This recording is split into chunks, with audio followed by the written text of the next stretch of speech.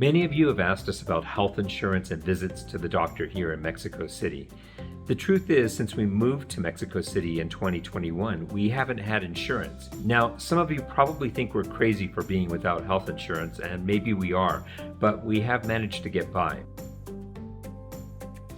We do plan to get insurance, we just haven't gotten around to it yet. One reason we haven't rushed to buy health insurance here in Mexico City is because medical attention is readily available. It's accessible and affordable. Almost every pharmacy has a small walk-in clinic where for the equivalent of $2 to $3 US, you can be seen by a physician. Coughs, colds, stitching of small wounds, rashes, these types of ailments can be easily handled by the walk-in consultorio. But every now and then, you need a specialist. A few years ago, when we were still living in the United States, I had knee replacement surgery. When I went in for my consultation, the doctor told me that I had some varicose veins. I was aware of them because they run in my family. And at the time, I was told to keep an eye on them because the knee replacement could actually exacerbate that. I recovered from my knee replacement very quickly and it went very well, but after a little while, I started noticing that my varicose veins were getting worse. They were painful, they were bulging a lot more, they ached, they were itchy. After about a year or so, I decided that I wanted to see a vein specialist. I finally got around to it in 2019. I went in and started treatment for varicose veins. At the time, we had insurance. So all I had to worry about was the deductible and my office copay. And an office copay for a specialist is about $50, or was about $50 for us. I went through the treatment, but it did not solve my problem. In fact, my veins were worse than ever. With everything that was going on in our lives, the move to Mexico City and the pandemic, we put Alice's knee problems on the back burner. But I noticed that she was rubbing her knee, which told me that she was still in pain. And recently, I encouraged her to find a specialist here in Mexico City. At Greg's urging, I decided to start looking for medical treatment here in Mexico City. I didn't know anybody that had vein issues. I asked my family, I asked my friends if they knew anyone who had varicose veins or who had treatment for varicose veins. Nobody could give me any recommendations. So I went onto a website called Doctoralia that's a lot like ZocDoc in the United States. You can look up a doctor by their specialty. You can book appointments. You can read patient reviews. You can see how much they charge. And it's very transparent. It was very easy to use. So I signed up. I chose my doctor because he had great reviews and he's very close. He works at a very well-regarded hospital. So I made an appointment. That initial consultation was a very pleasant experience. It was not a room full of people waiting. I had my appointment. I went right in. The doctor spent a lot of time talking to me, explaining to me what was going on with my veins. He did a very thorough examination. He palpated my legs. He measured them. He used an ultrasound, and he gave me some recommendations to ease the pain. He gave me medication.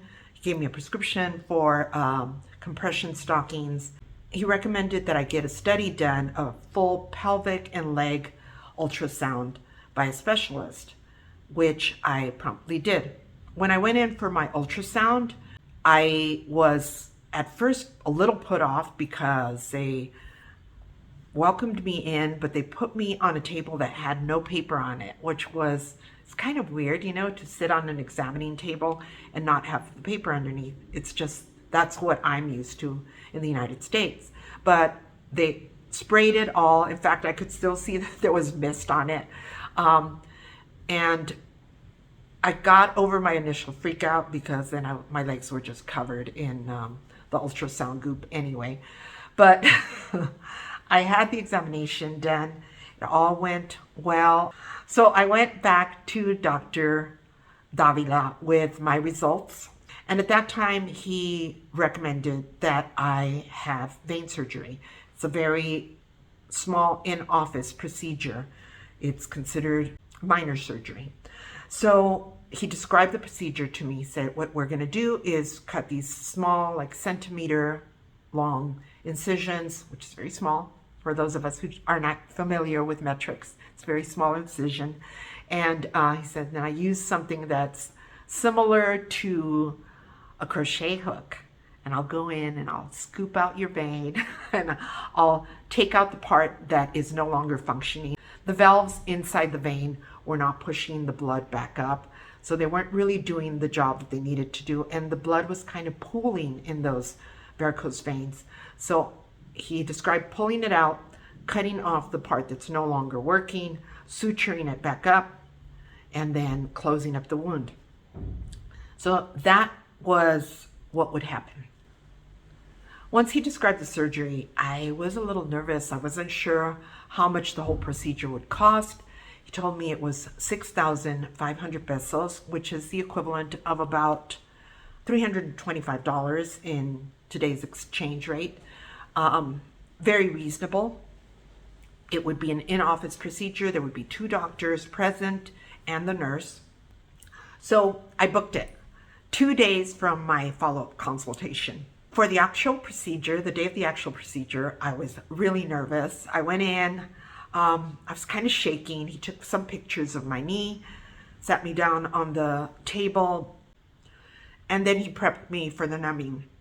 I was unprepared for the numbing. I think that was the most painful part of the whole thing. Was just the little injections that go into your veins to numb your knee. The entire procedure took about 2.5 hours. But aside from the initial numbing, the initial injections that went in to numb my knee, I had no pain.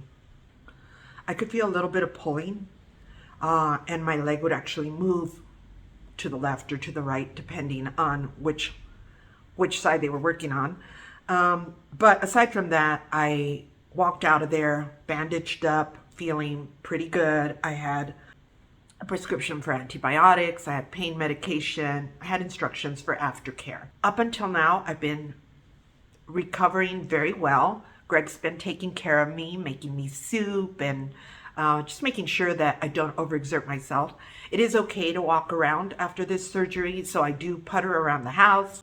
I wear compression bandages at home and compression stockings when I go out. And overall, I'm just really happy with the surgery.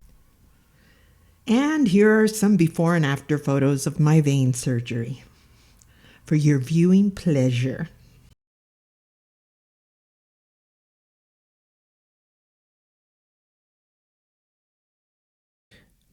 We want to close this episode out by addressing some of the preconceptions and misconceptions people have about medical facilities and treatment in Mexico City.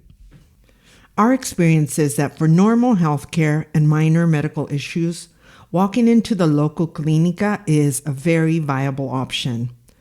For our serious ailments and surgical procedures, Mexico City has hospitals and medical facilities that are on par with some of the best in the United States.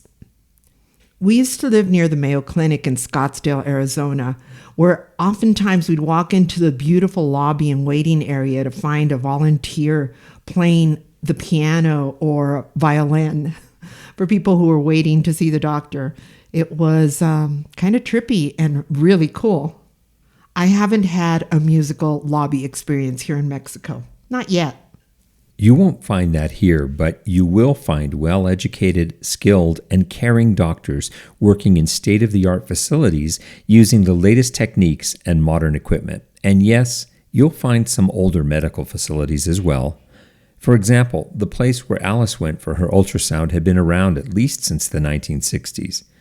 But in a country as large and as diverse as Mexico that provides a form of national health care for all its citizens, it's not surprising. You heard that right. Mexico provides free health care for all its citizens so that no one can be denied necessary treatment. It's a tiered system with options including private insurance and combinations of public and private care. And while it's not perfect, we think it's a very admirable solution to the problem of costly health care. We hope you enjoyed this week's video. If you did, please give us a like and share the video with your friends who might be interested. Also, don't forget to subscribe and click the notification bell so you'll be notified when we upload a new video, which is typically every Thursday evening. See you again soon.